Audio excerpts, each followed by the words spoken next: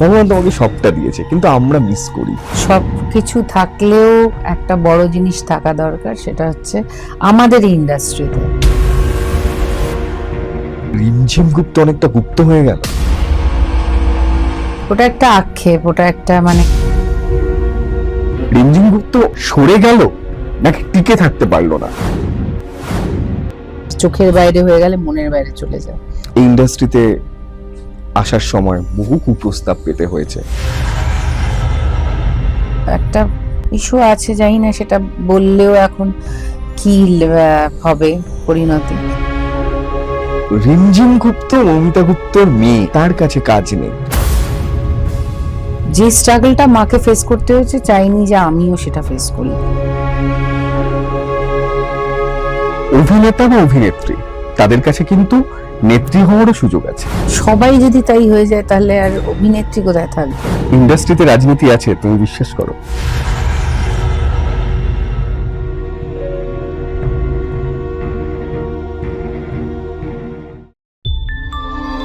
শান্তনু ঠেক, এখানে চেনা মুখের অচেনা কথা হয়।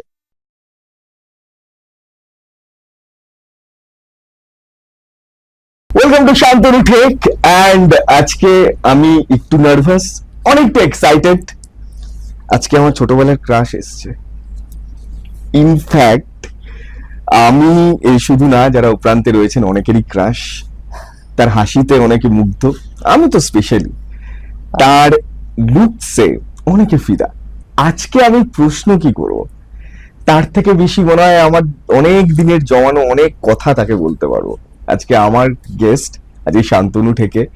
I am so blessed, so happy. আজকে অনেক প্রশ্নের উত্তর তিনি দেবেন। আজকে আমার guest Rimjhim Gupta. Welcome to Shantanu Thek. Hi Shantanu. আর এইভাবে বলছো, thank you so much for coming. এই যে হাসি, এই হাসিতে তো অনেকেই ফাঁসি হয়ে গেছে।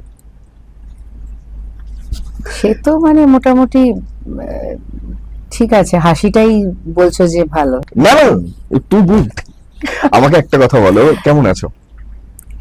ঠিক আছি, ভালোই আছি। Looking so serious.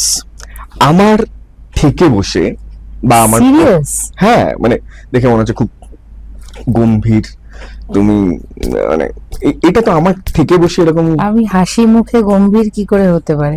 তুমি আমার তাহলে ভেতরে রিফ্লেকশনটা পাচ্ছ কোনো, যে আমি মানে তুমি গম্ভীর? গম্ভীর? হ্যাঁ, আমি তো গম্ভীর নেই, আমি তো একদম Okay, ফাঁকা oh. আছি, ওকে, হাসছি, আই এম স্মাইলিং। লাস্ট আড্ডা। স্মাইল নিয়ে তারপরে বলছো গম্ভীর। আচ্ছা, লাস্ট আড্ডা এরকম ধরো, আমি যদি বলি এরকম লাস্ট আড্ডা মারার সুযোগ সময় হয়েছে, বা লাস্ট আড্ডা কবে দিন? লাস্ট আড্ডা মারা বলতে কি, কিসের আড্ডা? মানে বন্ধুদের সাথে আড্ডা হোক বা তোমার পছন্দের মানুষদের সাথে আড্ডা, থেকে বসে আড্ডা। থেকে বসে আড্ডাটা আর হয় না, এখন বেশিরভাগ ফোনে ফোনেই আড্ডাটা হচ্ছে। ওকে, বহুদিন দেখা সাক্ষাৎ কারোর সঙ্গে হয় না, টুকটাক ওই উইকেন্ডসে একটু মাঝে মাঝে হয় দেখা দু একজনের সাথে। এই যে বহুদিন দেখা হয় না, অনেকেই কিন্তু এই কথাটা বারে বারে তোমাকে বলে, কিন্তু তোমাকে জানতেও চায় যে সত্যি বহুদিন দেখা হচ্ছে না।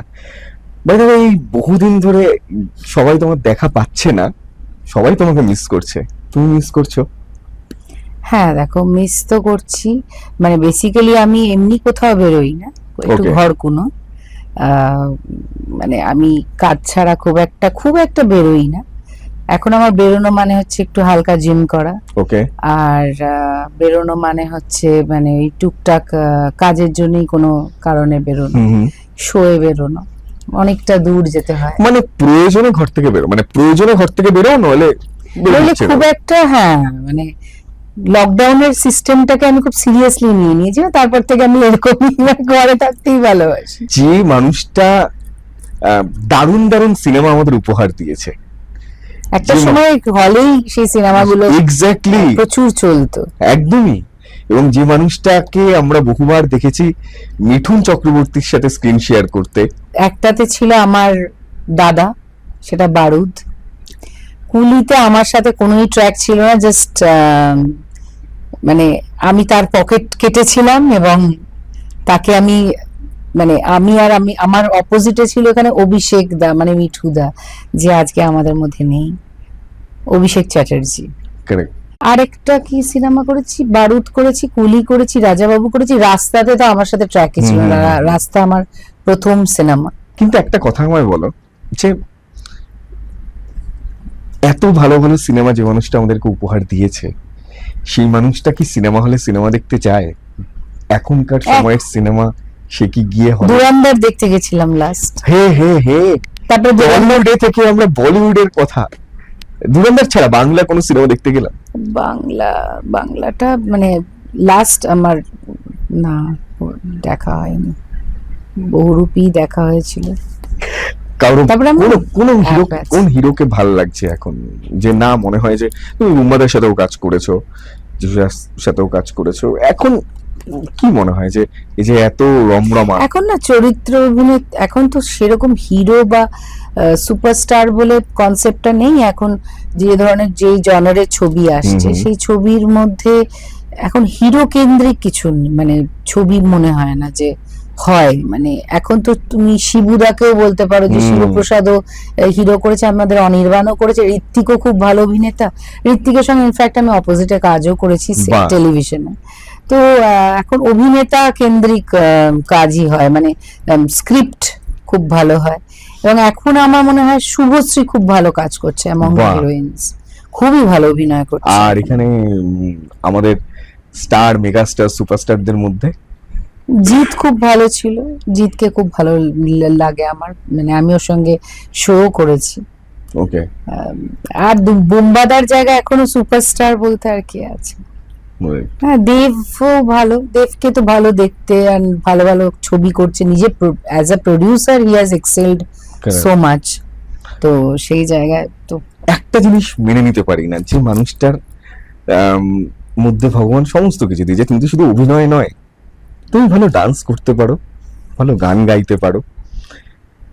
একজন অভিনেত্রী রাদার একজন নায়িকা হওয়ার জন্য যা যা প্রয়োজন ভগবান তোমাকে সবটা দিয়েছে, কিন্তু আমরা মিস করি। কেন মিস করি? ওটা একটা আক্ষেপ, ওটা একটা মানে ওটা বলে যে সব কিছু থাকলেও একটা বড় জিনিস থাকা দরকার, সেটা হচ্ছে আমাদের ইন্ডাস্ট্রিতে স্পেশালি সেটা হচ্ছে লাক। প্রথম থেকেই মানে লাকটা কোনো কারণে খেলেনি, আমি খুব মানি। মানে আমি একটা সময় ডেস্টিনি বা এগুলো মানতাম না। হাজার হার্ডওয়ার্কের পরেও অনেকের ছবি অনেক ভালো দেখতে হিরো হিরোইন আসার পরও সেভাবে লাক খোলেনি। আবার এক একজন আছে যে ট্যালেন্ট হয়তো সেই রকম একটা জায়গায় নেই, কিন্তু তাদের লাক খুব তাদেরকে এগিয়ে নিয়ে গেছে। তো lakh is a big factor. তো যেরকম আমি 2013 অব্দি টানা কাজ করেছি, যেটা আমি খুব ল্যাক করেছি প্রথম থেকে। প্রথম ছবি আমি বলছি রাস্তা, ব্রাত্যদার ছবি, যেটা ব্রাত্যদা ভুল করেছিল, যেহেতু মিঠুনদা ছিল, মিঠুনদাকে দিয়েই সব পোস্টার করেছিল, তো যার জন্য পাবলিক দেখতে গেছিল যে মিঠুনদাকে দেখতে পাবে। তো অ্যাকচুয়ালি সেই সময়টা আসছিল সাথী, তারপরে কোয়েলের কোন ছবিটা, নাটের গুরু, সাথীটাই আমাদের সঙ্গে একই ইয়েতে রাস্তায় হয়েছিল। তো সেইভাবেই মানে জিৎ তখন নতুন, সবে একদম প্রথম সিনেমা, হ্যাঁ আমাদের তো নতুন হিসেবে ডেবিউ হিসেবে একসাথেই বসানো হয়েছিল।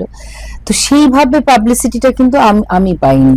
মানে প্রথম ছবি তো সব ছোট ছোট ছোট ছোট হয়তো সাইজের ছবি, বড় মিঠুনদার ছবি, লোকে ভেবেছে মিঠুনদার মারপিট দেখতে যাবে কি, মিঠুনদার অ্যাকশন দেখতে যাবে, সেখানে গিয়ে নায়ক নায়িকাকে অন্য দেখছে, বা মিঠুনদার চরিত্রটা খুব ছোট, সেকেন্ড হাফ থেকে মোটামুটি অনেকটা পর থেকে আছে, তো লোকে ডিসঅ্যাপয়েন্টেড হয়েছে ন্যাচারালি। বা এত ভালো স্ক্রিপ্ট, এত ভালো ক্যামেরার কাজ, প্রথম নতুন ডিজিটাল ক্যামেরা আসে, এবং প্রত্যেকটা মানে ফাইট সিনস গুলো, গান সিনস গুলো, মানে প্রত্যেকখানা শট নতুন টেকনোলজিতে করা রাস্তা। তো সেইটা তো সেইভাবে ওই এক আধটা কারণে গন্ডগোল হয়ে গেছে। তারপরে এরপরও যে কটা আমি ছবি করেছি, মানে পাবলিসিটিটা তখন মানে এখন যেরকম এখনকার সোশ্যাল মিডিয়াতে যেরকম কেউ পাবলিসিটি করলো না করলো, আমরা এখনকার ছেলেমেয়েরা নিজেরা করতে পারি বেশ কিছু বছর ধরে। আমাদের সময় তো সেটা ছিল না, তো সোশ্যাল মিডিয়াতে আমরা নিজেরা করতে পারি। তো ওই একটা জিনিস আমরা অপেক্ষা করতাম যে পাবলিসিটিটা কিরকম হবে না হবে, বাট আমাদের হাতে তো এইসব ছিল না। আমি এমন একজন নায়িকার ইন্টারভিউ করছি এখন মনে হচ্ছে নায়িকারা সচরাচর বলে না যে ওই সময় এই সময়, কারণ পুরো সময়টাই তোমাদের। কিন্তু তোমাকে আমি বারবার শুনছি যে আমাদের সময় এগুলো ছিল না, এখন তো সময়টা তোমারও, তোমাদের সময়তেই তো হচ্ছে। ধরো আমি যে জায়গাটাতে বারবার করে তুমি বলতে চাইছো যে প্রচার এবং পোস্টারে তোমার ছবি সেইভাবে প্রকাশ পায়নি, যে কারণে রিমঝিম গুপ্ত অনেকটা গুপ্ত হয়ে গেল। তুমি তো ভাস্করদার মতন বললে। ভাস্কর ব্যানার্জিটা ভীষণ ভীষণ মজার লোক। আমাকে দেখা হয়েছিল তখন, মাকে স্টুডিওতে বোধহয় ছাড়তে গেছিলাম, কোথায় চলছিল টেকনিশিয়ান 2-তে। ওকে, যে রিমঝিম তুমি তো গুপ্ত হয়ে গেলে। মানে হ্যাঁ, সেটা কারণ না, আমি নিজেও একটু গুপ্ত থাকতে ভালোবাসি। আনলাইক ইন্ডাস্ট্রি, মানে আমি নিজে সেটাকে নিয়ে হয়তো অনেকটা পুশ করতে পারতাম প্রডিউসারকে বা করতাম, তখন আমার মনে হতো না যে আমাদের কোনো সে থাকা উচিত আচ্ছা সেখানে, সেই জায়গা থেকে। এখন মনে হয় যে তখন বললে ভালো হতো। এখন বলা যায়, এখন তবু একটা র্যাপও তৈরি হয়েছে ডিরেক্টরদের সঙ্গে, প্রডিউসারদের সঙ্গে। এখন কিন্তু অনেকটাই আমি দেখেছি লিবারেল হয়ে গেছে জায়গাটা। তখন যেটা ছিল যে বাবা হি ইজ আ প্রডিউসার, মানে ওনার সঙ্গে ওনার অব্দি পৌঁছানোটাই আমরা জানতাম না, যে প্রডিউসারকে হয়তো লাস্ট রিলিজের দিনকে, মানে তাছাড়া হয়তো কোনোদিনও সেটেই আসেনি। ওকে, তো ডিরেক্টরের জায়গায় সে কাজটা করাচ্ছে, তখন আমার কাছে তখন মনে হতো যে না, আমি কাজটা করবো, আমি ভালো করে, আমি আমার 100%টা দেবো। তারপরে তাদের ডিপার্টমেন্ট, এটাতে আমাদের কোনো সে নেই, আমার মনে হয় সেটা। কিন্তু এখন ব্যাপারটা অনেকটা অন্য। এখন অনেকটাই, মানে এখন যে ছবিটা করলাম তার সাথে অন্তত পক্ষে আমি আমার যে অ্যাক্টর, আমি মাধবীলতা বলে একটা ছবি করলাম, তো মাধবীলতার যে ডিরেক্টর ছিল সৌরভদার সঙ্গে আমরা ফ্র্যাঙ্কলি কথা বলছি, সৌরভদা এরম করা উচিত, এভাবে করা উচিত, এটা করা উচিত না, বা কোনো গন্ডগোল হলে পরে এটা এরকম হয়েছে। তো সেই জায়গা থেকে আমার মনে হয় যে ব্রাত্যদাকেও কি বলতে পেরেছি, ব্রাত্যদাকেও বলেছিলাম যে না, আমাদের ওয়ার্কশপও হয়েছিল সেই সময়টা, আমাদের ওয়ার্কশপ কিন্তু খুব হতো, ঠিক, যেটা খুব হতো বলছি না, আমি রাস্তা ছবিতে ওয়ার্কশপটা করেছিলাম। তো আমাদের এরকম হয়েছিল যে ডাবিং এ ঢুকে মোটামুটি মুখস্থ ডায়লগ বলছিলাম, কোনো স্ক্রিপ্ট দেখে বলতে হয়নি। হ্যাঁ, এতটাই রিহার্সাল হয়েছে। আমি এমনিতে খুব ডাবিংও খুব স্পিডে করি, আর তাছাড়া আমার মানে সব ডায়লগ মুখস্থ। তো আমি মোটামুটি ওখানে গিয়ে আমাদের সবারই কিছু দেখে বলতে হয়নি, সবাই মানে মোটামুটি দেখে মানে, আর তখন কিছু সিং সাউন্ড ছিল, মানে একদম সেম টু সেম লিপ মিলিয়ে ডাবিং করতে হবে। এখন যেরকম একটু এদিক ওদিক হলে সেটাকে এডিটর বসিয়ে নেয়, সেটা তখন ছিল না, একটু টাফ ছিল। কারেক্ট। 2013 তারপর থেকে লাইট ক্যামেরা অ্যাকশনকে তুমি শুনলে না, গেলে না, স্টুডিওকে মিস করলে, ডেফিনেটলি করেছো। আমি তো আই থিংক আমি কিছু প্রিভিয়াস ইন্টারভিউতে বলেওছি যে 2013-তে আমি কাজ করেছি। 2013-র অগস্ট ওরকম মাসে আমি বম্বে থেকে ডাবিং করে ফিরলাম। আমি একটা মায়া বলে একটা সিনেমা করলাম, ডাবিং করে ফিরলাম। ফিরে আমার 1-2 রাতের মধ্যে হঠাৎ করে একটা অস্বস্তি পেটের মধ্যে, দেন ভয়ঙ্কর যন্ত্রণা, তারপর হসপিটালাইজড হয়ে গেলাম। এবং সিস্ট হয়েছিল, যেটা 9 সেন্টিমিটার, বিশাল, পুরো পেট জুড়ে। এতটা যে হয়ে গেছিল, সেটা ভিতরে চলছিল, সেটা বুঝতে পারিনি। তারপর সেটার অপারেশন করতে হয়েছে, মোটামুটি 3খানা ডক্টর, 3-4খানা নার্স, এরকম, মানে ক্রিটিক্যাল ছিল। তো ওটার জন্য আমার তো একটা বেড রেস্টের ব্যাপার হয়েই ছিল, বছর খানেকের কাছাকাছি। মানে ওটা কত, তাও 2013 থেকে 14 অব্দি না, 2-3 বছর না, তার 1-2 বছর। হ্যাঁ, তার 1 বছর পরই তো, তারপরের ওই 2015-তে ডিসাইড করলাম যে একটু ব্রেক নিই। ওকে, তখন খুব ইজি মনে হতো সবটাকে, যে আমি ব্রেক নিচ্ছি মানে আমি নিশ্চয়ই ফিরে আসতে পারবো। তো আমি নিজের স্ব ইচ্ছাতেই ব্রেক নিয়েছিলাম, বিয়ে করেছিলাম 2015-তে। রাইট, আমি সেই জায়গায় আসবো, তার একটু ছোটবেলায় যাই। আমার একটা কথা বলো, আমরা জানি যে খুব দুষ্টু টুষ্টু হলে মা বাবারা বলতো তোকে বোর্ডিং স্কুলে পড়াবো। হুম। রিমঝিম তো ছোটবেলায় বোর্ডিং স্কুলে পড়েছে, রাইট? তুমি কি খুব দুষ্টু ছিলে যে কারণের জন্য আন্টি ভর্তি করিয়ে দিয়েছে? খুব চঞ্চল, পড়াশোনা করতে না? হ্যাঁ, my mother was going through a struggle, তার নিজের কিছু পার্সোনাল লাইফের স্ট্রাগলের কারণে আমাকে হস্টেলে ভর্তি করতে হয়েছে। সেটা অনেকেই অবশ্য জানে। আমার মায়ের সেকেন্ড ম্যারেজ অ্যান্ড প্রিভিয়াস যেই ম্যারিটাল লাইফ ছিল দ্যাট ওয়াজ ডিস্টার্বিং। সো ওখান থেকে বেরিয়ে এসে she was also into hostel, আমাকেও হস্টেলে ভর্তি করতে হয়েছে। এভাবে আমার অনেকগুলো স্কুলও চেঞ্জ হয়েছে, লাইক রাদার কটা স্কুল মোটামুটি চেঞ্জ? 6-7খানা স্কুল পর। 6-7খানা। একটা কথা শোনা যায়, সেখানেই কি তোমার তুমি যে বিবাহিত জীবনে যাও সেখান থেকেই কি তোমার সেই ব্যক্তিটির সাথে পরিচয় হয় সেই বোর্ডিং স্কুলে? অনেক সোশ্যাল টানা আমি যখন 5 বছর মানে ক্লাস 4 অবধি আমার এরকম চলতে থাকে, school change and all that.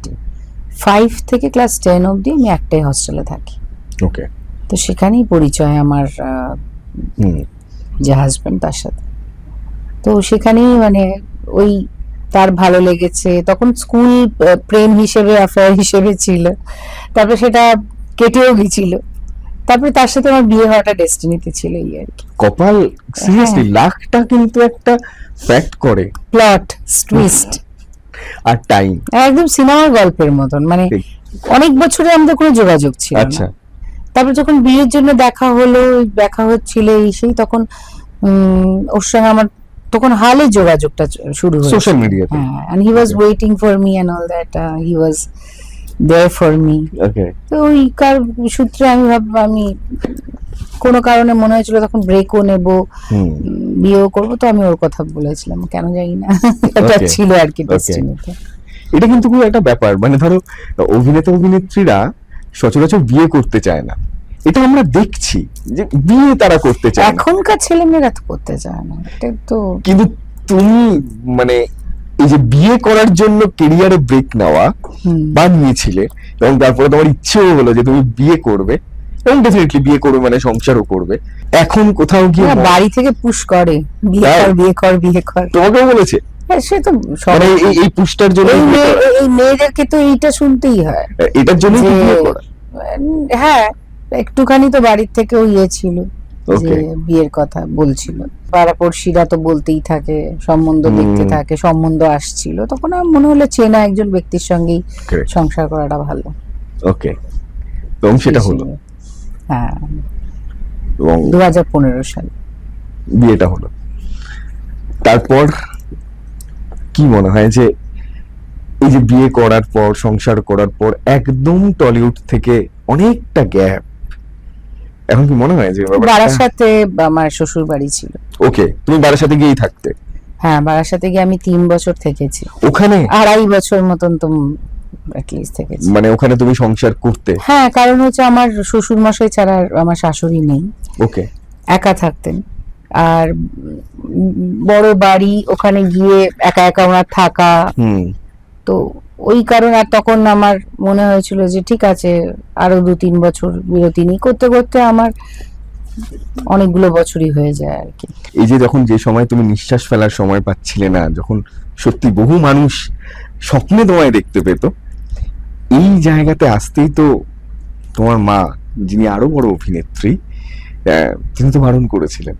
তিনি তো নিশ্চয়ই চাইনি যেটুকু আমি তোমাকে নিয়ে পড়াশোনা করেছি।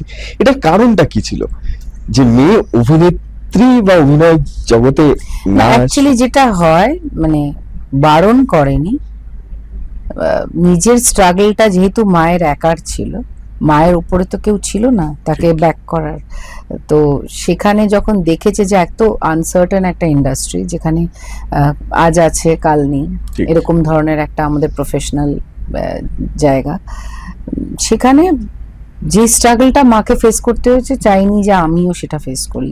তারা তো অনেক বেশি দেখতে পায় আমাদের থেকে, তাদের দূরদর্শিতা অনেক বেশি, এবং সত্যি তো তার তো জীবনে সে জুনিয়র আর্টিস্টের কাছ থেকে শুরু করেছে, এবং কিন্তু কোনোদিন আজ অব্দি একটাও বোধহয় খারাপ কথা ইন্ডাস্ট্রিকে নিয়ে বলেন, কোনোদিনও কোনো মানে এই কারণে তুই আসবি না ইন্ডাস্ট্রিতে, এইরকম ধরনের কথা কিন্তু কোনোদিনও বলেনি। বলেছে যে করবি, এর থেকে পড়াশোনাটা করে মানে আমি যেহেতু ডান্সার হতে চেয়েছিলাম, আমি এয়ার হোস্টেস হওয়ার জন্য একটা ইয়ে পেয়ে গেছিলাম, কিন্তু কোথাও গিয়ে আমার ওই আর্ট লাইনটাই ছিল। মানে আমি এরকম ফাঁকিবাজি করেছি, পড়াশোনা বন্ধ করে সিনেমা দেখছি, আমার তখন পরীক্ষা সামনে, মার যখন গাড়ির আওয়াজ পেলাম আমি টিভিটাকে তাড়াতাড়ি করে বন্ধ করে আবার বইটাকে নিয়ে বসে পড়লাম। এইরকম জিনিস করেছি। তারপরে বইয়ের ভিতরে ম্যাগাজিন নিয়ে পড়ছি, হ্যাঁ হ্যাঁ, বাস। এইসব করেছি। তো আমার শেখা কিন্তু মানে ছোটবেলা থেকে আমি রেডিও নিয়ে, আমার মা বলতো হামাগুড়ি দিয়ে দিয়ে আমি উঠে দাঁড়িয়ে পড়তাম যে আমি রেডিওতে গান শুনতাম। বাহ, মানে গান শুনতে তুমি ভালোবাসো ছোট থেকে? প্রচন্ড, আর গান মুখস্থ হয়ে যেত, ওই জন্য আমার আরে মুখস্থ, বাহ। মানে মা বলে যে তো প্রচন্ড লিরিক্স মনে রাখা। হুম মানে সেই সময়টা এত কনসেন্ট্রেশনটা ছিল গানের প্রতি, মানে হুম, হুম। সিনেমা দেখা, একই সিনেমা হয়তো অনেকবার দেখছি। কিন্তু দেখছো, ভালো লাগছে। ওই যে আমার ওই ওই তোমার দেখতে দেখতে পছন্দের মনে অভিনেত্রী হয়েছে। কে? অভিনেত্রী হ্যাঁ, মানে পছন্দের অভিনেত্রী বলতে কোন মানে হয় না, ইন্ডাস্ট্রি? আমাদের বাংলা ইন্ডাস্ট্রি। দেখো অল টাইমস এর মধ্যে এখন আমি কাকে বলবো, এখন তো আমার পছন্দের অভিনেত্রী আমার মা, আমার তার থেকে ভালো অভিনেত্রী কাউকে মনে হয় না, because I look up to her, she is my ঠিক। আইডল। বলিউডের মধ্যে কাজল ভীষণ পছন্দের অভিনেত্রী ছিল, রানী মুখার্জি খুব পছন্দের অভিনেত্রী ছিল, এন্ড রেখা ওয়াজ মাই, মানে সব দিক থেকে, বিউটির দিক Correct. থেকে, অ্যাক্টিং এর দিক থেকে, সব দিক থেকে আইডল। আইডল যদি বলো তাহলে দ্যাটস রেখা। একটা কথা বলো, মায়ের কথা বললে, আমাদের কাছে তোমার মা ধারাবাহিকের অভিনেত্রী, উনি স্ক্রিনে আসা মানেই কোনো না কোনো বদমাইশি করবেন। উনি একটা নেগেটিভ চরিত্রেতেই এখনো অবধি আমরা দেখছি। তো উনি তো আরো বেশি কিছু ডিজার্ভ করেন আমার মনে হয়, অ্যাজ এ দর্শক হিসেবে মনে হয়। মেয়ে হিসেবে তোমার কি মনে হয়? করেছে, একটা সময় অনেক রকমের কাজ করেছে, কিন্তু ব্যাপারটা হচ্ছে যে সিরিয়ালে দুটো কাস্টই একমাত্র যেটা লিড করে, সেটা হচ্ছে এক হিরো হিরোইন, এক ভিলেন। হুম, নো ডাউট। তাহলে সেই হিসেবে তো আমি বলবো যে হতে পারে যে টাইপ কাস্ট, মাও মাঝে মাঝে টায়ার্ড হয়ে যায়, নতুন নতুন কি ভিলেনগিরি করবো, যে কোনো নতুন সিরিয়াল আসে তখন ভাবে যে এইটাকে আমাকে কিভাবে করা যায়, কারণ ওকে, একই রকম করতে করতে তার জন্য খুব বোরিং হয়ে যায়, মনোটোনাস হয়ে যায়। কিন্তু মা যে মানুষের চোখে কনভিন্সিং হয়ে গেছে যে বাবা ভয় লাগে দেখলে, মানে এরকমও হয়েছে বাড়িতে কাজ করতে এসছে যে সেও বলছে যে বাবা এই দিদির বাড়ি কাজ করতে হবে, এটা এরকম এরকম করে বৌমার সঙ্গে, তাহলে আমাদের সঙ্গে কি করবে কে জানে। হ্যাঁ, পাশের বাড়ির লোকেরা ভয় পেত। হ্যাঁ, তারপরে ক্রমশ মাকে চিনতে চিনতে মানে দেখলো যে তো পুরো মানে সম্পূর্ণ একটা উল্টো মানুষ, এতটা গ্রাউন্ডেড আমার মা, হুম। মানে নিজে হয়তো বারান্দাটাও কি উঠোনটাও কি ঝাড় দিয়ে আসে, ওকে, বাজার করতে নিয়েই চলে যায়, এরকম ভাবে একটা হোক একটা ফ্রক বা একটা জামা পরে নিল, স্কার্ট পরে নিল, দিয়ে নিচে চলে যায়, গিয়ে বাজার করে চলে আসে। বাহ, অটোতে করে যাতায়াত একটা সময় করেছে, মানে যে ভিএলসিসি অব্দি মানে হেঁটে যেত আর কি, মানে হুম, হুম, হুম। একটা সময় নিজের ফিগার মেনটেন করার জন্য হাঁটাহাঁটিও করেছে প্রচুর কিলোমিটার, তো আসার সময় অটোতে করে এসছে। তো এইরকম ভীষণ মাটির মানুষ। তো প্রথম প্রথম তো লোকে, তার মানে বদমাইশের কত গালাগালি হয় তুমি ভাবতে পারবে না, তাই সেটাও ফেসবুকে আমি দেখেছি, যে আমার মাকে প্রচুর বকাবকি খেতে হয়। কারেক্ট। হ্যাঁ, আপনি এরকম করেন কেন, আপনি এরকম কেন করেন, জগদ্ধাত্রীর সঙ্গে আপনি এটা কেন করলেন, ঠিক। মানে এইরকম অবস্থা। আচ্ছা, কখনো এরকম হয়নি যে তুমি আন্টি একসাথে বেরিয়েছো এবং মানুষজন দেখে একটা রাগ প্রকাশ করছে? রাগ প্রকাশ নয়, কিন্তু সবাই মোটামুটি আমাকে যত না চিনতে পারে, মাকে দেখলেই আমি বলি তোমাকে নিয়ে বেরোনোটা ইজ টাফ। সে বেড়াতে যাই কি যেখানেই যাই, ওকে, মাকে নিয়ে গেলেই তখন আমাকে চেনার জায়গাটা তৈরি হয়, নাহলে আমি একা যাই, আমি বিন্দাস যে কোনো জায়গায় ঘুরে বেড়াই, কিন্তু Right. মাকে নিয়ে গেলে বিপদে পড়ি। এই যে চিনতে না পারা, যারা ক্যামেরার সামনে কাজ করে, যাদেরকে মানুষ সবসময় দেখে, হঠাৎ করে তাকে মানুষ চিনতে পারছে না, তার সেই পপুলারিটি নেই, যখন তোমার জীবনে সেই সময়টা আসলো, কিভাবে মেনে নিলে? না গো, একদমই সেটা না। আমি যখন ছোট থেকে কাজ করি তখন থেকেই আমার মেকআপ ছাড়া মোটামুটি খুব সিম্পল একটা নেক্সট ডোর মেয়ের মতন দেখতে। তো সেটা কিন্তু আমার কাছে মজার ছিল। এরকম অনেক আর্টিস্টই আছে, রানী মুখার্জি পুরো কলকাতায় ঘুরে বেড়ায়, সেটা কি জানো? কিন্তু কেউ চিনতে পারে না। তো এক একটা চেহারা হয় যাকে মেকআপের সঙ্গে ক্যামেরার সঙ্গে একরকম লাগে, আর মেকআপ ছাড়া আর ক্যামেরার বাইরে একরকম লাগে। এইটার জন্য চিনতে পারিনি। কিন্তু আমি আজকে এখনো কত বছর আমি কাজ করি না, আজও আমি শো করছি, আজও আমি লোকের কাছ থেকে রেকগনিশন পাই। আমি যেখানেই যাই এখন, মানে মাঝে একটু মোটা হয়ে গেছিলাম, তার জন্য অনেকে চিনতে পারছিল না। আবার একটু যখন, এখনো ফর্মে আসা বাকি আছে, মানে আমি সেটা বলছি না, চিনতে পারে। রাইট, একেবারেই সেই কোনো দুঃখ আফসোস ক্ষোভ কিচ্ছু নেই যে আমার এখন আর সেই জায়গাটা নেই, আমি এটা মনে করি না। আমি মনে করি আমি এখনো সেই জায়গায় আছি, কাজ প্রপার এখন সেভাবে হচ্ছেই না। তো সেই জন্য তুমি তো ধারাবাহিকেও গেলে, ওই ধারাবাহিকের ব্যাপারটাতে আমি একটু কিছু একটা প্রবলেম, টেলিভিশনের সাথে আমার একটা কিছু, মানে আমি ছবিরই হয়তো, আর মার যেটা, মা ছবি করেও মা টেলিভিশনে, এক একটা মানুষের জনার তৈরি হয়ে যায়। কারেক্ট। মানে তুমি টেলিভিশনে গেলে বা ধারাবাহিকে গেলে, সেটাও তো খুব একটা যে বেশি ওয়ার্ক করলো সেটা তো আমার কিছু করার নেই। কারেক্ট। এগুলো কি মনে হয়, মানে ধরো আমি নায়িকা হিসেবে রইল ফেরা নিমন্ত্রণ করেছিলাম, রইল ফেরা নিমন্ত্রণ খুব ভালো টিআরপি ছিল, আর প্রাইম টাইমে ছিল 8টার সময়, বাহ, স্টারে, বাহ, রবি ওঝার প্রোডাকশন। কিন্তু প্রবলেম যেটা হলো সেটা হচ্ছে যে ও চ্যানেলের সঙ্গে ঝামেলা হলো রবি দাদের, ধারাবাহিক তার জন্য বন্ধটা হলো।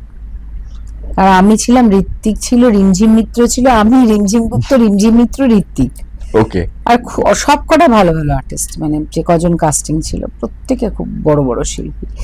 তো গল্পও ভালো ছিল, টিআরপিও ভালো ছিল, বাট ঝামেলা, মানে এটা কোনো কারণে আমার সাথে এটা একটা অদ্ভুত লাকের একটা প্রবলেম আছে। আমি প্রথম কাজ শুরু করেছিলাম টেলিভিশন দিয়ে, আমি একটা সিরিয়াল পাইলট করেছিলাম, সেটাও সেম জিনিস হলো, কিছু একটা অশান্তির কারণে বন্ধ হয়ে গেল।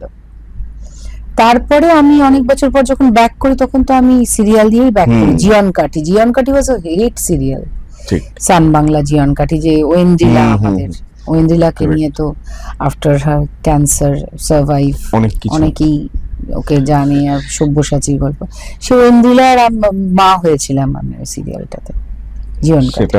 ওটা তো খুব হিট ছিল।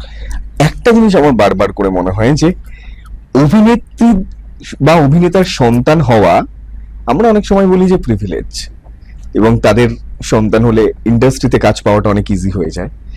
কিন্তু রিমঝিম গুপ্ত মৌমিতা গুপ্তর মেয়ে, এবং সে টেলিভিশন থেকে এতটা দূরে, ধারাবাহিক থেকে এতটা দূরে, তার কাছে কাজ নেই। এগুলো কি কখনো মনে হয় যে খ্যাতির বিড়ম্বনা? খ্যাতি বলতে, হ্যাঁ, আমার না একটু একটা ইস্যু আছে, জানি না সেটা বললেও এখন কি হবে পরিণতি, ল্যাক অফ পিআর। আমি গ্রুপিজমের মধ্যে নেই, আমি আচ্ছা, লোককে পিআর করে বেশি ন্যাক করতে পারি না, বেশি পিছনে লেগে থাকতে পারি না, যেটা আমাকে 2013 অব্দি করতেই হয়নি, সেটা এখন এসে হঠাৎ করে করাটা আমার জন্য একটু চাপ হয়ে যাচ্ছে। এবং আমাকে অনেকে বলছে যে তোমার এফার্ট খুব কম। বললাম কোন জায়গায় এফার্টটা কম? বলছে যে মানে কি পিআর এর এফার্ট কম, মানে পিআর এর এফার্ট কম। আমার জীবনে এরকম অনেক কিছু অনুভূতি আছে যেগুলো আমি হয়তো বলতে পারবো না, মানে আছে, যেখানে আমি পিআর করার চেষ্টা করেছি, সেখানে আমি হয়তো সেই কিছু খারাপ জিনিস এক্সপিরিয়েন্স হয়েছে আমার। আমি এই পয়েন্টটাতেই আসছিলাম যে বহু অভিনেত্রীর একটা অভিযোগ থাকে যে এই ইন্ডাস্ট্রিতে আসার সময় বহু কুপ্রস্তাব পেতে হয়েছে তাদেরকে। আমি বাল্মীকি চট্টোপাধ্যায়ের মেয়ে, আমার বাবা তো এবিপিতে সাংবাদিক ছিল, চিফ সাব এডিটর ছিল, ঋতুপর্ণ ঘোষের সাথেও কাজ করেছি। ভয় পেত অনেকে, এটার জন্য হয়তো আমাকে খুব খারাপ ফেস করতে হয়নি, কারণ যেহেতু মাও বাবাও দুজনেই এরকম একটা পজিশনে। বাট তাই বলে যে হয়নি তা না। তোমাকে ওই দলে, ওই লিস্টে হ্যাঁ পড়তে হয়েছে এবং মানে খুবই মানে আউটডোর গেলে অনেক মানুষের অনেক কিছু চেনা যায়, বোঝা যায়, সেই সবও ফেস করতে হয়েছে। তার জন্য আমি একটুখানি মানে আমি ওইরকম ভাবে তো কাজ করতে একেবারে ইচ্ছুক না।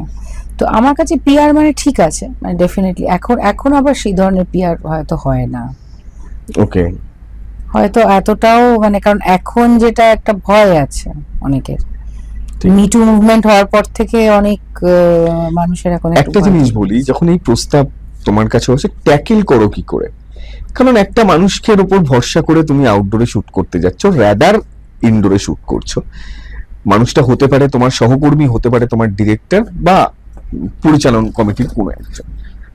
যে মানুষটার উপর তুমি ভরসা করে গেলে ফ্লোরে, সে যখন তোমাকে কোনো একটা বাজে প্রস্তাব দিল, যেটা সত্যি তুমি কখনো হ্যাঁ, সেটা expect যদি আমি করোনি। রাজি না হই, তখন তারা সেই ইয়ে দেখাতে শুরু করে, করাপশন দেখাতে শুরু করে, অ্যান্টি হয়ে যায়, অন্যভাবে বুঝায়, চরিত্র থেকে বাদটা তো বাদক এডিটও হয়ে যায়, আচ্ছা, এরকম অনেক কিছুই হয়। কারণ কিছু আবার অনেকে হয় যে হয়তো পছন্দ হলো, প্রস্তাব দিল, হয়তো নয়, কিন্তু আমি সেটাতে ইয়ে হইনি, হুম, তার জন্য হয়তো তার সঙ্গে আমি রিপিটার কাজ করতে পারিনি, এইসব তো ফেস করতে হয়েছে। রাইট, হ্যাঁ, একেবারে যে হয়নি তা না, কিন্তু correct, I had to face all this. Correct. ইন্ডাস্ট্রির অবস্থা কিভাবে দেখো এখন? বর্তমান সময়েরও বহু ধারাবাহিক দেখছো, সিনেমার জায়গাটাও তুমি জানো, কি মনে হয় তোমার? আমার মনে হয় সব জায়গাতেই সব রকমই মেয়েদেরকে ফেস করতে হয়, করাপশন ফেস করতে হয়। এই নয় যে আমাদের প্রফেশনই হয়, আমাদের প্রফেশনটা বেশি দেখা যায়, বাকিদেরটা দেখা যায় না, রাইট? কর্পোরেটে যে কিছু হয় না তা না, কিন্তু আমার মনে হয় এখন অনেকটাই বেটার হয়ে গেছে। এখন ভালো ভালো আর্টিস্টরা, একটা প্রবলেম হচ্ছে যে প্রচুর টাফ হয়ে গেছে এখন কম্পিটিশন। হুম, কারণ একটা সময় যত ছেলে মেয়ে আসতো না, এখন তার থেকে বেশি আসছে। শুধু একটু যোগ্যতাটা যেন দেখা হয়, যেন বেশি ওই কি বলবো, ফেভারিটিজম অ্যান্ড নেপোটিজমের বাইরে। আমি নেপোকিড আমাকে অনেকেই বলেছে, বাট হ্যাঁ, আমার এটাই প্রশ্ন, হ্যাঁ, মানে তাতে তোমার কি হলো? নেপোকিট যারা বললো, বা তুমি একজন এত খ্যাতনামা আমার অভিনেত্রী, মা is still a struggler, she is working. তা আমি তো মানে সেই ব্যাকিংটা, অনেকেই বলে যে এই ব্যাকিংটা কেন তুই নিস না, তুই তোর কাছে তো এই অ্যাডভান্টেজটা আছে। হুম, এগুলো কি তুমি চাওনি যে মা কোথাও না, তোমাকে রেফার করুক? মানে আমার বাবা মা আমাদের এরকম ধরনের কেউ নেই যে যারা জোর করে মানে অন্যদের বলে কাজ দাও, আমার মেয়েকে কাজ দাও। বা আমার বাবা যখন সাংবাদিক ছিল, কোনদিনও নিজের ওয়াইফের জন্য, নিজের মেয়ের জন্য কোনদিনও একটা লেখা লিখবে। আমার পিসি ইনফ্যাক্ট হুম, পালি চট্টোপাধ্যায়, তার জন্য কোনোদিন আমার বাবা 2 লাইন লিখেছে। ওকে, তার মানে যেটা বুঝতে পারলাম যে মা বা পরিবারের কেউ যদি সবসময় ফিল্ম ইন্ডাস্ট্রি থাকে, তাহলে সেক্ষেত্রে সবার খুব একটা ভালো হয়, রাদার তার রেফারেন্সে কাজ মানে পাওয়া যায়, একটা এরকমটা। কাজের হয়তো রেফারেন্স পাওয়া যায়, ওকে, বা যেহেতু মা কাজ করছে সেই জন্য মেয়ের ব্যাপারে অনেকেই জানতে পারে। কারণ আমি মার সঙ্গে পার্টি ফার্টিতে ঠিক। যেতাম, সেখান থেকেই ডিরেক্টররা খেয়াল করে, ঠিক, সেখান থেকে আমাকে বলে যে ওকে কাজে মানে ও কাজ করুক। কিন্তু তারপরে তো নিজের উপর। হুম, আর আমার রাস্তা ছবি, আমার প্রথম ছবি, সেটা কোনো রেফারেন্সে হয়নি। ওকে, সেটা আমি অডিশন দিয়েছিলাম, অনেকগুলো মেয়ের মধ্যে অডিশন দিয়ে আমি মানে সিলেক্টেড হই। ওকে। একটা জিনিস খালি আমার মনে হচ্ছে যে সবাই একটা কথা বলে যে রিমঝিম গুপ্ত সরে গেল নাকি টিকে থাকতে পারলো না। কি মনে হয় তোমার, যে ইন্ডাস্ট্রিতে কি তুমি টিকে থাকতে পারলে না, নাকি সরে গেছি, সরে গেছো? ইন ওয়ান ওয়ার্ড, সরে গেছো হ্যাঁ, নিজের অভিমানে? ইচ্ছেতেই সরে গেছি। কিন্তু আমি ওই হয় না, কল্পনা জগতে ছিলাম যে কয়েকদিন বিরতি নিলে আবার সেই একই জায়গা থাকে, সেটা হয়তো ভুলছিলাম। রাইট, কিছু জগৎ থেকে, ড্রিম জগৎ থেকে বাস্তবে এসে দেখলাম, তখন খুব একটা সিরিয়াস ছিলাম না, তখন ওই খুব ছোটবেলা থেকে কাজ করছি তো তো Okay. কাজটা করতে পারি, হুম, কাজটা নিশ্চয়ই এত আমাকে পপুলারিটি দিয়েছে, এত হুম। ভালোবাসা পেয়েছি, সেই সময় প্রত্যেকটা ছবি হিট, তো আমি হুম। আবার কাজ নিশ্চয়ই করতে পারবো। বাট ওই নিজের চিন্তা আর বাস্তব। বাস্তবে যেটা হয় সেটা এক হয় না। আচ্ছা, তুমি যখন ফিরে আসলে তখন তোমার পুরনো লোকজন যাদের সাথে তুমি চেনা জানা ছিল, তাদের কাছে আবার তুমি অ্যাপ্রোচ করোনি যে আমি ফিরতে চাই বা ছবি করতে চাই, তাদের ফিডব্যাক কি ছিল? একটু মানে কি বলবো, প্রপার ফিডব্যাক পাইনি। আমি অনেকজন ফিল্ম ইন্ডাস্ট্রি মানে আমাদের ফিল্মের ডিরেক্টর আছে যাদের সাথে আমি খুবই ঘনিষ্ঠ ছিলাম, হুম, তাদের সাথে যখন কথা বলি, অ্যাপ্রোচ করি, তখন সেই সময় আমি অনেকটা সরে গেছি তাদের মন থেকে, সেটা বুঝলাম যে চোখের বাইরে হয়ে গেলে মনের বাইরে চলে যায়। সব সময় যোগাযোগে থাকতে হয়, যোগাযোগটা যে ভীষণ ইম্পর্টেন্ট একটা মাধ্যম, হুম, সেটাই আমি যেটা বলছিলাম। ওই তুমি যেটা নিয়ে এখন এক্ষুনি আমাকে প্রচুর আওয়াজ দিছিলে, PR, what is that? PR PR is not PR agency, it's lack of মানুষের সঙ্গে যোগাযোগটা থাকা। এটা এখন মানে কাজটা ছাড়াও যে এটাও ভীষণ ইম্পর্টেন্ট, এটা হুম। এখনকার প্রজন্মের বলতে হবে না, তারা যথেষ্ট সেই বিষয়ে। মানে আমি তোমাকে ওই যে বলছি যে জেনারেশনের কথা বললে, সেটাও তুমি বললে যে অনেক মেয়ে সেটা বলে না, ঠিক। বাট আমি তো বলবোই, কারণ বিগত কত বছর ধরে আমি কাজ করছি। হুম, 2003-এ আমার রিলিজ রাস্তা, তো আজকে প্রায় 26-27টা না 28টা ছবি হুম। কাজ করেছি, Correct. ছবি কি সিরিয়াল সব মিলিয়ে। তো সেই সময়টা হয়তো বিষয়গুলো অতটা মানে অতটা ভাবিনি। এখন যেরকম অডিশনেও দিতে হয়, এখন তুমি যত বড়ই স্টার হও, হুম, তোমার কাছে যদি ক্যারেক্টার মানানোর জায়গা থাকে তাহলে তোমাকে সেটাতে অডিশনে, তোমাকে বাড়িতেই হয়তো অডিশন দিতে হুম, হবে, হুম। একটা ক্যামেরা অন করো, অডিশন দাও এন্ড পাঠিয়ে দাও। আমার মনে হয় এখন ইজি তো হয়েছে, কিন্তু প্রচুর ছেলে মেয়ে ঢোকার জন্য অনেক কিছু একটু আলাদা হয়ে গেছে। রাইট। একটা আমার জানতে ইচ্ছে করছে, যে সময় তুমি বিরতি নিয়েছিলে, গিয়ে তুমি তোমার মতো একটা জীবন চালাতে চেয়েছো, বা আর 5টা মানুষের যে জীবন হয়, 5টা মেয়ের যে জীবন হয়, সেই জীবনে যখন ফিরে গেলে এবং তারপর আবার এখানে আসা, শুধু টলিউডকে তো বিদায় নয়, কলকাতাকে বিদায় জানিয়ে তুমি বারাসাতে ছিলে এবং সেখানে অনেকগুলো দিন তুমি কাটিয়েছো। What about your experience regarding সংসার? আমি এখনো বলি আমি ভীষণ সংসারী মেয়ে, এমনি রান্না বান্নার কথা বলছি না, মানে হ্যাঁ ঘর ভালোবাসি, ঘরের ভালো একটা ম্যারিড লাইফ, সব মেয়েদেরই স্বপ্ন থাকে। কোনো কেউ এখনকার মেয়েদের কথা বলছি না, বাট কোনো একটা জায়গায় গিয়ে সে থামতে চায়, বিরতি চায়। আমি একটু হয়তো আর্লি বিরতি নিয়েছি, সেটা এখন আমি রিগ্রেট করি মানে প্রচন্ড রিগ্রেট করি। কারণ আমাকে এটা তো প্রচুর অ্যাক্টর হোক, প্রচুর কি বলবো রিপোর্টাররা হোক, শোতে পর্যন্ত জিজ্ঞেস করে, দিদি আপনি এত কাজ করেছেন, আপনি এত বড় বড় কাজ করেছেন, সেখানে আপনি কেন মানে এখন কেন করছেন না, আপনাকে সেভাবে কেন দেখতে পাচ্ছি না, আপনি হঠাৎ করে কেন, এমনকি আমাকে বকাও দিয়েছেন। হ্যাঁ, নিজের ব্যাপারে কোনোদিন সিরিয়াস হতে পারলি না, মানে ফেরদৌসদা, বাংলাদেশে ফেরদৌসদা আমাকে লিটারালি ধমকেছে যে তোর নিজের বিষয়ে কোনো রকম সিরিয়াসনেস নেই।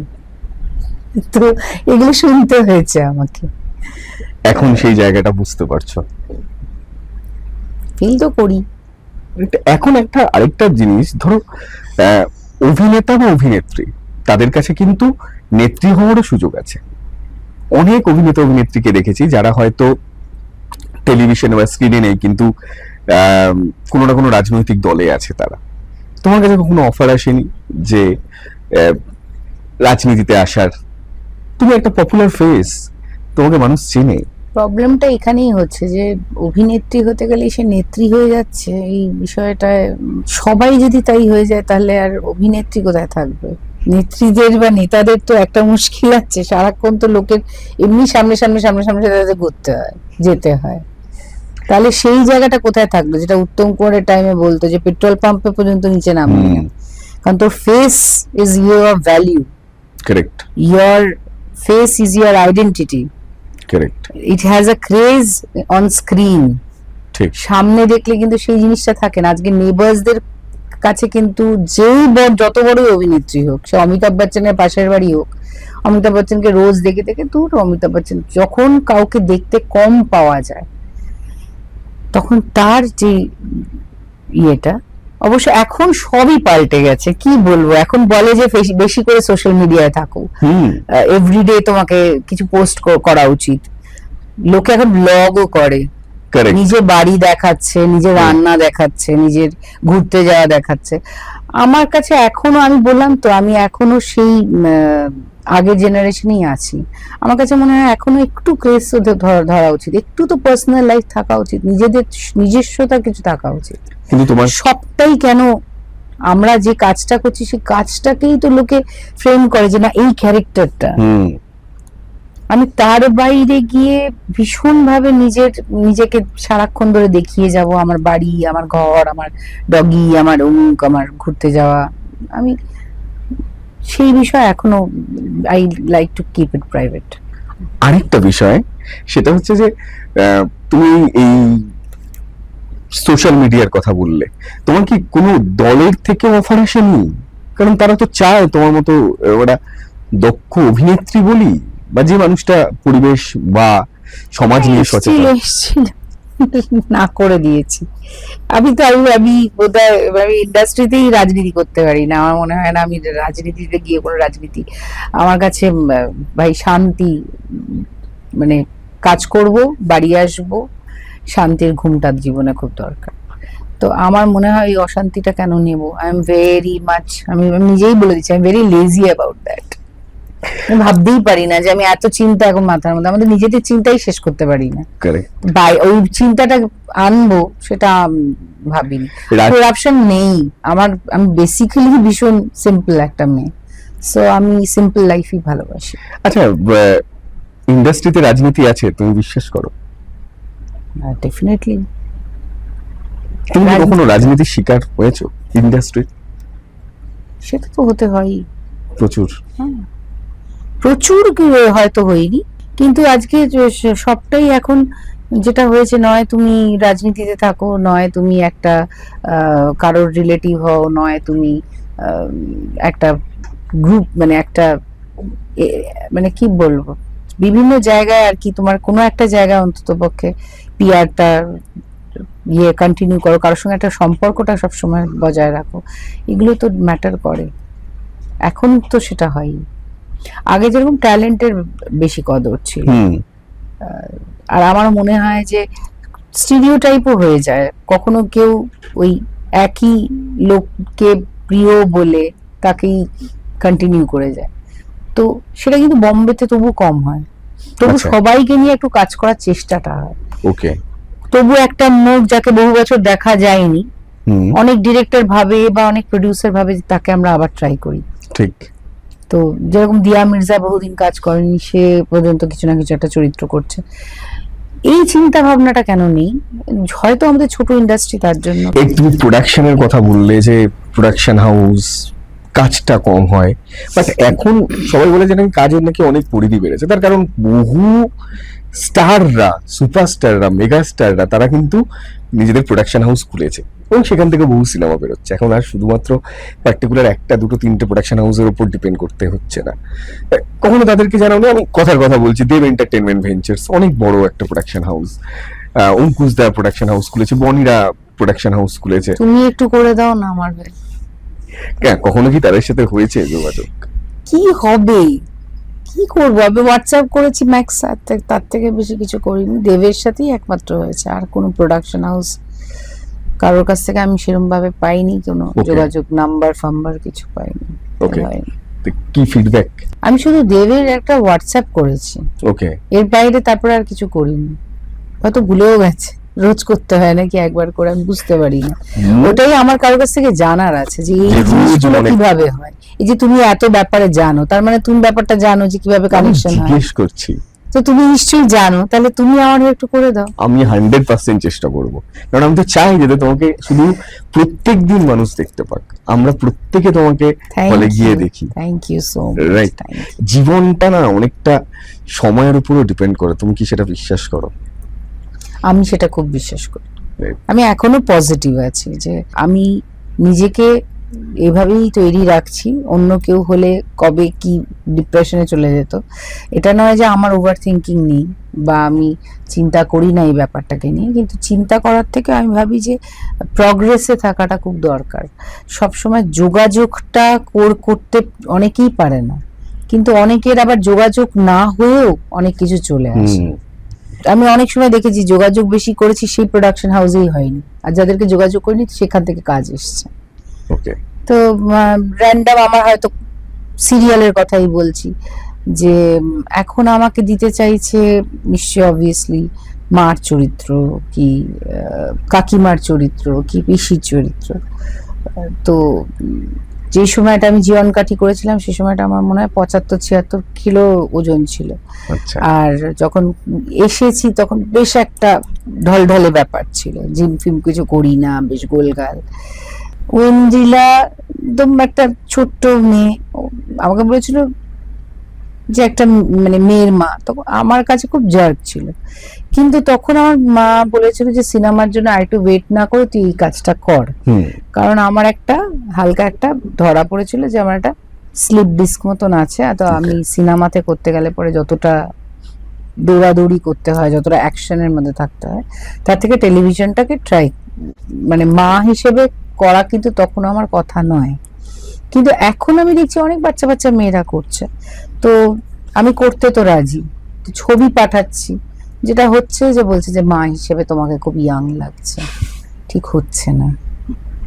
তো আমি এখন মানে কি বলবো, তাহলে বৌদি হিসেবে নাও কি কিছু হিসেবে নাও। আমার মনে হয় সবটাকেই সময় দেওয়াটা দরকার, আর সেই সময় আমি অপেক্ষায় আছি। কিছু লোক আছে পার্টিকুলার যাদের সঙ্গে আমি খুব যোগাযোগ করছি। আচ্ছা। যোগাযোগে আমি বেশি কিছু ইয়ে দিতে চাইছি না, যদি হয়, কারণ আমরা তো প্রত্যেকেই এই একটা সুপারস্টিশনে মানি যে বলে দিলে হ্যাঁ, কেটে যায়। ঠিক। তো চেষ্টায় আছি, নিশ্চয়ই আশা করছি হবে। তুমি একটু প্রে করো, তুমি হ্যাঁ, যেভাবে আমার 100% জন্য আমাকে জিজ্ঞেস করছো, তুমি 100% কনসার্ন বলেই নিশ্চয়ই জিজ্ঞেস করছো। 100% আমি চাই, মন থেকে চাই। Thank you. আরেকটা বিষয় আমার খুব জানতে ইচ্ছে করে যে এতদিনে এই কাজ না করার হলে সত্যি অনেকে ফ্রাস্ট্রেশনে চলে যেত, তোমার জীবনে ফ্রাস্ট্রেশন আসেনি? এটা তো হতে পারে না। না, ফ্রাস্ট্রেশন আমি বললাম তো আমার একটা ওভার থিঙ্কিং আছে, সেটা থেকে কাটিয়ে ওভার থিঙ্ক করি, চিন্তা করি, কিন্তু আমি এই জন্য ডিপ্রেশনে যাইনি বা ফ্রাস্ট্রেশনে যাইনি, কারণ হচ্ছে আমার মা একটা এমন মানুষ, আমি একটা এমন মানুষকে পেয়েছি যেটা জগতে খুব কম সন্তান পেয়েছে। কারণ অনেকে হিংসেও করে আমাকে ইন্ডাস্ট্রিতে, তুই এরকম একটা মা পেয়েছিস, তোর জীবনে অনেকটা তোর পাওয়া। হ্যাঁ, তো আমি কিন্তু একটা জিনিস মানে আমার মা আমাকে বলে যে নিজেকে কনস্ট্রাকটিভ করে যাও। আমি সবসময় পজিটিভ থেকেছি, মা সবসময় পজিটিভ থেকেছে। মায়ের আজকে কাজ হয়নি বা বসেছে এরকম খুবই কম, কারণ তাকে তো একটা জাহাজের মতো সংসার চালাতে হয়। তো আমিও কিন্তু বসে থাকিনি, আমার কিন্তু একটা জায়গা খুব লক্ষ্মী জায়গা, টাচউড বলবো না, টাচউড, সেটা হচ্ছে যে আমি কিন্তু টানা শো করে যাচ্ছি। বাহ। সো আমি কিন্তু একদম বসেনি, বাহ, মানে একদম বেকার না। কি আবার, আমরা তো চাই না সেটা কেউ, যাতে তুমি বসে থাকো, কিছু না কিছু একটা করো। ডান্সার হওয়ার ইচ্ছে ছিল, সেটা কোথাও গিয়ে সেই স্বপ্ন কি? সেই স্বপ্নটাই মোটামুটি স্টেজ আমাকে দিচ্ছে। আমি গানও গাইতে পারি, নাচ করতে পারি, ডায়লগ বলতে পারি। এখনো মানুষ আমাকে সেই ভালোবাসাটা দেয়, এখনো শো করে যাচ্ছি। পারফর্ম যদি না করতে পারতাম, ভালো পারফর্মার যদি না হতে পারতাম, তাহলে এতদিন আমি শো করতে পারতাম। জীবন তোমার কাছে কি? জীবনে আমার একটা জিনিস মনে হয় যে কার্মিক কিছু মানুষের কর্মার ব্যাপার থাকে, তো হয়তো কাউকে স্ট্রাগল ফেস করতে হয়, কাউকে কেউ ইজিলি পেয়ে যায়। আমি খুব অনেস্টিতে বিশ্বাস করি। Be honest about whatever you do. I am always punctual, I am always honest. I have never thought of being dishonest to anyone, compete করা কারোর সাথে, এটা আছে তা আমার কেন নেই, হুম ওটাই অ্যাকচুয়ালি মানুষের ফ্রাস্ট্রেশনের জায়গা। when I am confident about myself কি আমি যেটা করছি সেটাই কটা লোক করতে পারছে, আমার থেকেও তো অনেকেই পিছিয়ে আছে। তো সেই জায়গাটা যখন মানুষের সেই পজিটিভিটিটা থাকে তখন তো মানে নেগেটিভিটি আসে না। আমাদের প্রত্যেকের জীবনে একটা সময়ের পরে ঠিক যেভাবে তোমাকে সবাই প্রেসার দিয়েছিল এবং বলেছিল যে এবার তোকে বিয়ে করতে হবে, এবার তোকে বিয়ে করতে হবে, এবার তোকে ওরকম বিয়ে ভাবে করতে প্রেশার হবে, দেয়নি, বাট মানে যেটা হয় আর কি, যেটা হয় বিয়ে, কোনো সাজেশন আছে বিয়েটা এক্স্যাক্টলি? না, এখনকার ছেলেমেয়েরা বিয়ে না করাই ভালো। ওই যে বলে দিল্লি কা লাড্ডু जो খায় वो पछताए, जो না খায় वो पछताए, খাকেই পছতাও। আমরা এখন না খেলেই ভালো হয়, কারণ এখনকার যেটা জেনারেশন হয়েছে পেশেন্স ভীষণ ল্যাক করে। আর এখন আগে যেরকম মেয়েদের সংসার আর ছেলেদের বাইরের দিকটা ছিল, যে মেয়েরা রান্না বান্নার উনুন সামলাবে আর ছেলেরা কাজ করবে, মেয়েরা ডিপেন্ডেন্ট থাকবে। এখন যেহেতু দুটো জনারই কেউ কারোর থেকে কম না, এমনকি চাঁদেও এক মেয়েরা চলে গেছে, তো সেখানে দাঁড়িয়ে এখন মনে হয় যে কোনো ছেলে যদি ডমিনেন্ট হয় তাহলে সে ডমিনেট করতে পারবে না, আর কোনো মেয়ে যদি সেই একটু লেট করে এখনকার মেয়েরা বিয়ে করে। তো আমার মনে হয় আর্লি স্টেজে নয় বিয়ে করো, নয় যদি করো তাহলে দুজনেরই ভীষণ ভাবে বন্ধুত্বটা থাকাটা দরকার, ফ্রেন্ডশিপ এন্ড আন্ডারস্ট্যান্ডিং। তো সেইটা এখন ভীষণ ল্যাক করে। এখন অপশনও হয়ে গেছে, এখন অনেক কিছু হয়ে গেছে জীবনে, তো মেয়েরাও ভাবে যে আমি কোথায়, মানে আমার যোগ্যতা কম, কেন আমাকে শুনতে হবে কিছু। সেটা যদি না ভেবে যদি সেই এটা ভাবা যায় যে পেশেন্স অ্যাকচুয়ালি একটু মেয়েদেরই রাখতে হয়, কিন্তু সেটার সঙ্গে ছেলেদের সেই রেসপেক্টটাও দেওয়া দরকার।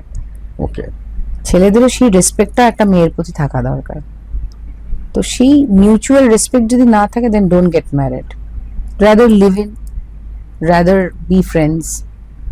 এখনকার মেয়েরা মনে হয় না খুব একটা বিয়ে করে, বেশিরভাগই তো এখন বিয়ে করার বা বেবি করা বা এইসব করার থেকে অনেকটাই দূরে। রিমঝিম গুপ্তা এখন কিভাবে জীবনটাকে দেখছে, কি করতে চায়? ধরো আমি ধরে নিলাম যে শত চেষ্টার পরেও আমি চাই না, বাট তুমি দেখো আগে মানে যে সেটা হয়নি, এখন আমার যেটা মনে হয়, যেটা তুমি এখন আমাকে আজকে তুমি আরো বেশি আমাকে উৎসাহ দিয়ে দিলে, অতিরিক্ত বেশি উৎসাহ দিলে যে আমি কেন কাজ করছি না, সত্যি ওয়েলউইশার বলেই তুমি আমাকে সেই উৎসাহটা দিয়েছো, সেটা হচ্ছে কাজ করতে চাই যেন আমি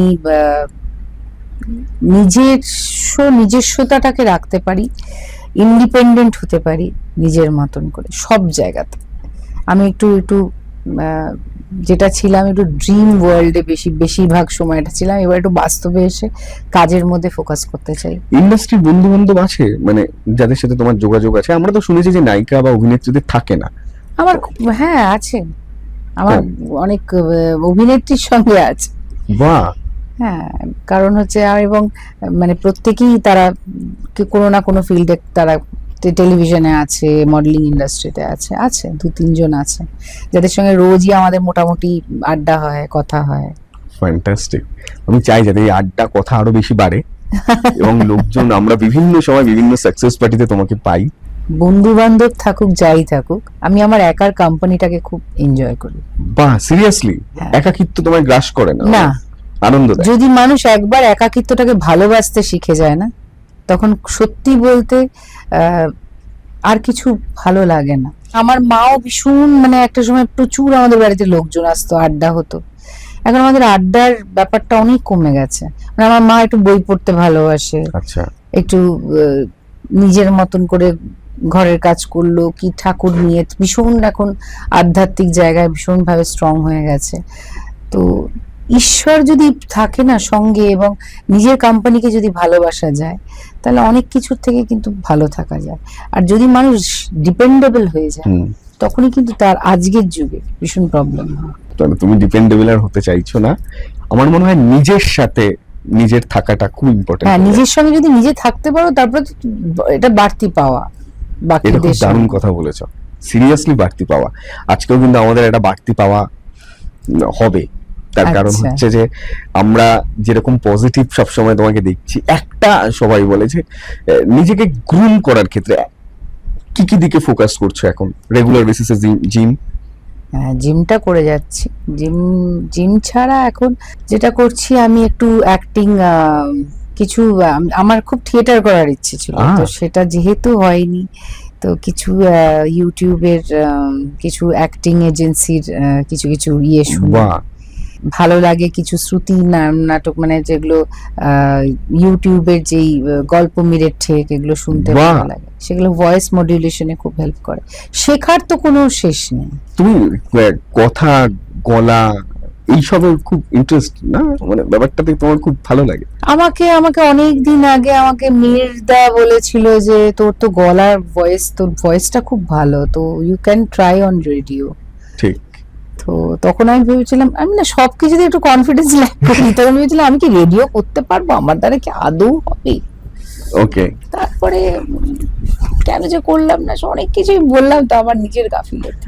ওকে, যাওয়ার যখন মানুষ নিজেকে দোষ দেয় তখন বলে না, এটা তার দুঃখ থাকে না। যাওয়ার আগে একদম শেষ করব, আমি জাস্ট জানতে চাইবো কেমন লাগলো আমাদের আড্ডা? খুবই ভালো লাগলো। অনেক কিছু যেটা হয়তো আমি খুব চিন্তা করি না, সেগুলো তুমি আমাকে চিন্তা বাড়িয়ে দিলে, সেই রেসপন্সিবিলিটি আমার ঘাড়ে চাপিয়ে দিলে যে বাহ, করতে হবে, বাহ, কাজ করতে হবে। আমার খুব ভালো লাগবে। মানে এই এই বিষয়টা নিয়ে যদি তুমি বাড়ি ফেরো এবং এটা যদি মনে থাকে অনেকদিন, এর থেকে বড় উপহার আমার এই আজকের আড্ডায় আর কি হতে পারে? না, একদমই। আমি দর্শকের ভালোবাসা পেয়েছি, আমি যে কোনো ইন্টারভিউ দিয়েছি, আমি দেখেছি যে মানুষ কিভাবে আমার সম্বন্ধে চিন্তা করে, তাদের এক্সপেকটেশন। এবং তোমরা যে বললে, জাস্ট প্রে ফর মি, কি আমি যেন, মানে কখনো শেষ হয় না। বলে যে অনেক মানুষের একটু লেটে শুরু হয় অনেক কিছু, হয়তো একটা বিরতি হয়েছিল, বড় বিরতি, এরপরে আবার পর যেন আমি ফেরত আসতে পারি। 100%। যাওয়ার আগে একটা গান শুনতে চাই।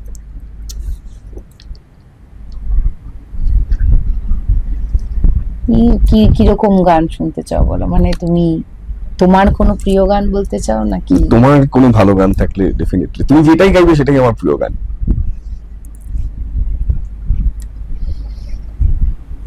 চেষ্টা করছি। বেশ।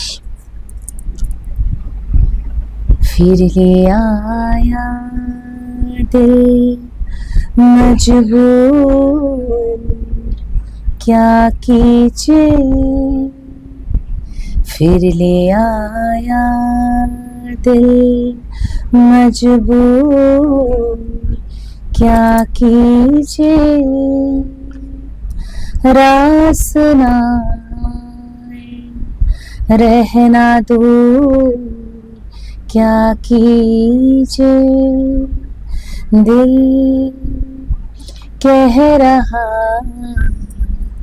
उसे मुकम्मल कर भी आओ, वो जो अधूरी सी बात बाकी है, वो जो अधूरी सी याद बाकी है, वो जो अधूरी सी याद बाकी है।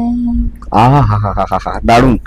অনেক বাত সত্যি বাকি আছে, এখনো অনেক কথা শোনা বাকি আছে। এক আড্ডায় সব কথা শুনতে পারবো না। হ্যাঁ। আর আমার মনে হয় তুমিও একটা আড্ডায় সব কথা বলতেও চাও না। হ্যাঁ, চাও বারে বারে। তুমি আমাকে বলেছো যে তুমি একটু ইন্ট্রোভার্ট না, আমি বলেছিলাম আমি ইন্ট্রোভার্ট নই। আমাকে ফোনে তার আগে একটু কথা বলেছে, তা আমার কথা শুনে মনে হয়েছে আমি বলেছি আমি হচ্ছে অ্যাম্বিভার্ট। তো আমি বলেছি অ্যাম্বিভার্ট কথাটার মানেটা কি? অ্যাম্বিভার্ট মানে হচ্ছে যে কমফোর্টেবল হলে তবে একটুখানি কথা বলি, খুলি আমি নিজেকে। তো সেটা ডেফিনেটলি হয়তো প্রথম আড্ডা তোমার সাথে, বাট তোমার সঙ্গে অনেকটাই কমফোর্টেবল হয়ে গেছি। প্রথম যখন শুরু করলাম সেই গল্পের থেকে এখন তোমার মনে হলো কি না যে অনেকটাই আরো হব? শান্তনু ঠেক, যেখানে চেনা মুখের অচেনা কথা হয়। আজকে চেনা মানুষ হয়তো অনেক অচেনা কথা বললো, আপনারাও অচেনা কথা শুনলেন। ক্যামেরার ওই প্রান্তে কৌস্তব, এই প্রান্তে শান্তনু, আর আপনি দেখলেন শান্তনু ঠেক। আর আজকে আমাদের এই আড্ডা যদি ভালো লাগে প্লিজ কমেন্ট করবেন, সাবস্ক্রাইব করবেন, শেয়ার করতে ভুলবেন না। দেখা হচ্ছে আমাদের নেক্সট এপিসোডে।